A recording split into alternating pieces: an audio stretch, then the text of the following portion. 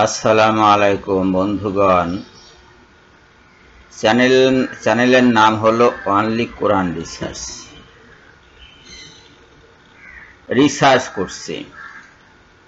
এখন এই যে লোক, এর নাম সম্ভবত রিজওয়ান, কি যোগ্যতা আছে কোরআনের উপর রিসার্চ করার আমি জানি না। কোথায় পড়ালেখা করেছে, কতটুকু জেনেছে কোরআনের, কিছুই জানি না। তবে কথাবার্তা যে ভুল বলে তার প্রমাণ হলো এই ভিডিওটির শিরোনাম। এখানে সে বলছে যে কোরআন বিরোধী হজ ও কোরবানি কেন করি।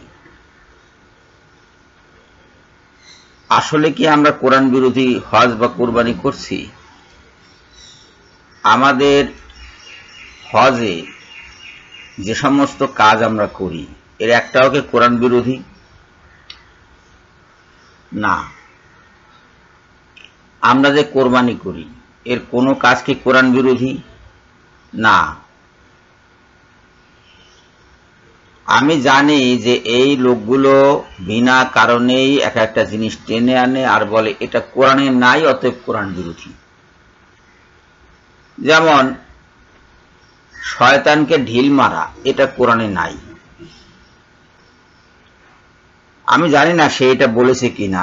এই ভিডিওটি হলো, এখানে দেখুন আপনারা, 3 ঘন্টা 53 মিনিট 54 সেকেন্ডের ভিডিও। এখন এই 3 ঘন্টা 53 মিনিট 54 সেকেন্ডের ভিডিও কে দেখতে যাবে? তাদের ভিডিও তারাই দেখে। আমি এটার ভিতরে ঢুকিনি, ঢোকার প্রয়োজনও নাই।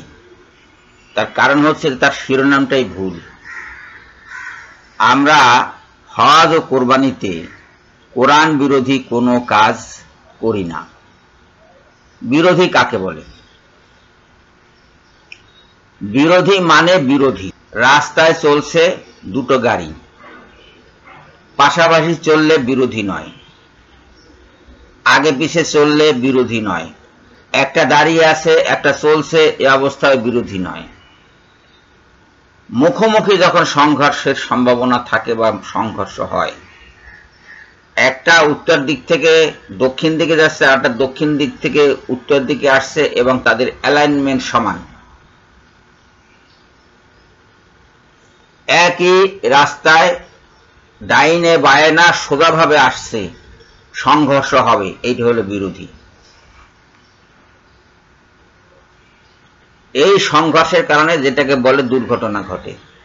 যখন আমাদের কোনো কাজ কোরআন বিরোধী হবে তখন সেইটা হবে সাংঘর্ষিক কোরআনের সাথে। কিভাবে? কোরআন বলেছে শুয়ারের মাংস খেও না। আমরা যদি শুয়ারের মাংস খেতে শুরু করি তাহলে আমাদের এই খাওয়াটা হবে কোরআন বিরোধী। কোরআন বলেছে তোমরা সালাত কায়েম করো।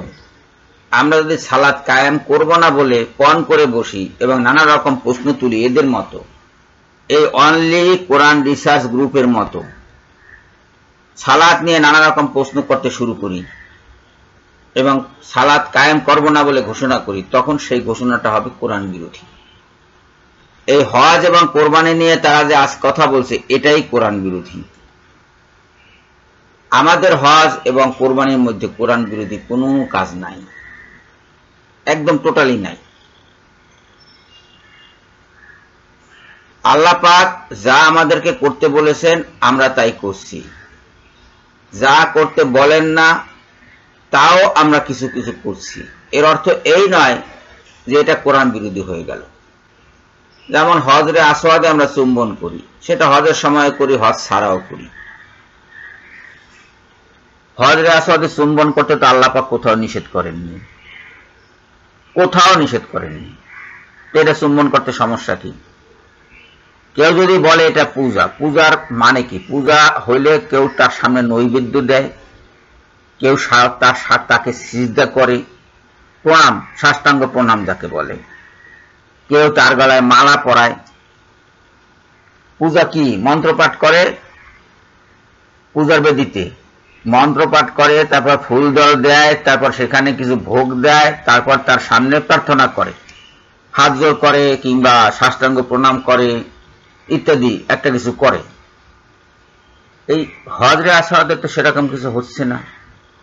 চুম্বন করা হচ্ছে। চুম্বন কি? চুম্বন হলো ভালোবাসার প্রতীক। আল্লাহর দুনিয়ায় মানুষ তো অনেক কিছুই ভালোবাসতে পারে। আমি যদি সকালবেলা উঠে আমার এই কম্পিউটারটা একটা চুম্বন দেই, তাতে কি শিরক হবে কিংবা পূজা হবে? হবে না।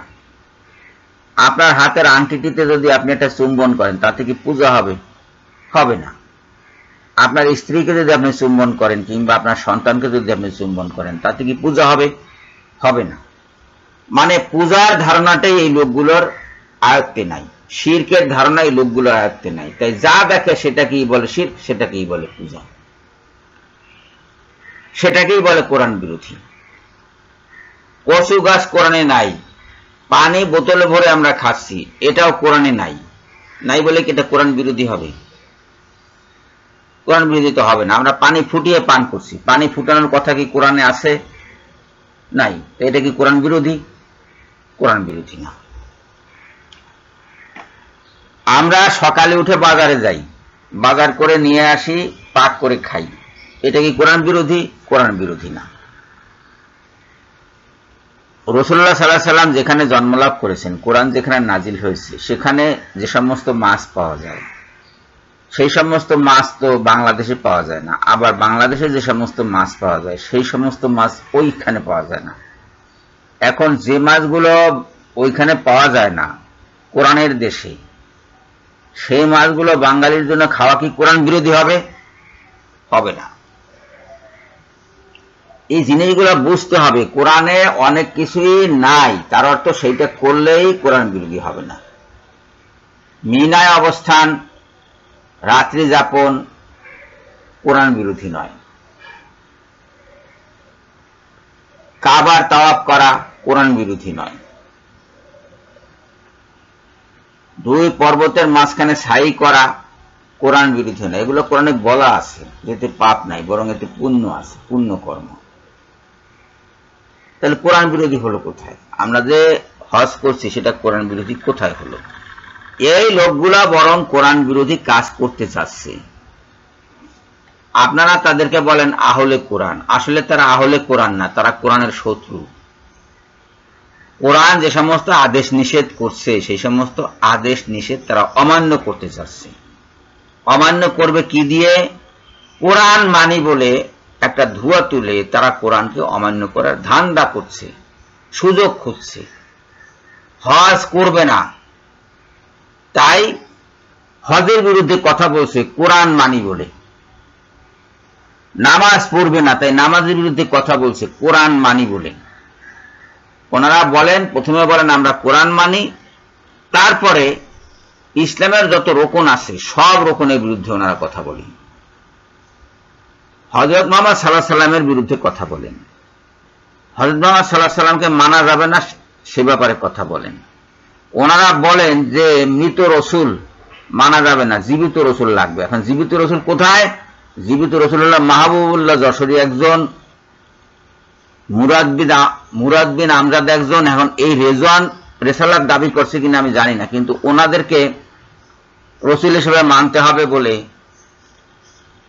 একটা ধারণা ইতিমধ্যে তৈরি হয়েছে। মাহবুবুল্লাহ যশোরী নিজেকে রসুল বলে ঘোষণা করেছে। তার একটা চ্যানেলের নাম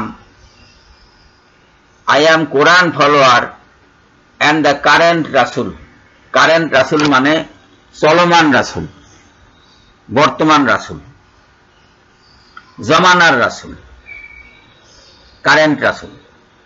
কারেন্ট ইংলিশ আপনারা তো জানেন, current English, current language, current grammar, সেই রকম উনি কারেন্ট রাসুল।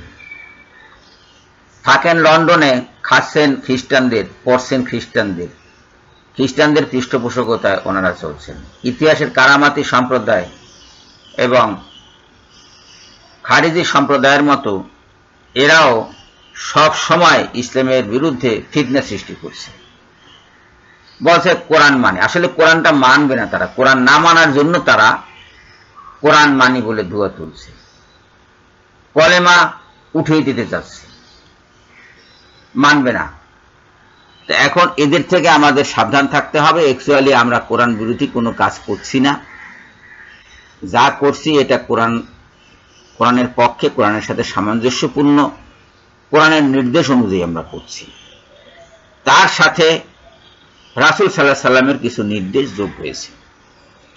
এই নির্দেশ যোগ হওয়া দূষণীয় কোনো ব্যাপার নয়, কেননা আল্লাহ পাক রাসূল যা বলেন তা মেনে নিতে বলেছেন বহু আয়াতে। সূরা মাইদার 104 নম্বর আয়াতে আল্লাহ পাক ডাকছেন মানুষকে কোরআনের দিকে এবং রাসূলের দিকে। আপনারা দেখুন সূরা মাইদার 104 নম্বর আয়াত। কাজেই কোরআনে যা বলা আছে তার সাথে রাসূলের বলা যোগ করে নিয়েই ইসলাম। সূরা নিসার 80 নম্বর আয়াতে বলা হয়েছে রাসূলকে মান্য করলো যে সে তো আল্লাহকেই মান্য করলো। সূরা নিসার 80 নম্বর আয়াত আপনারা দেখুন। কোরআন আপনাদের সবার সাথেই আছে, সবার কাছেই আছে।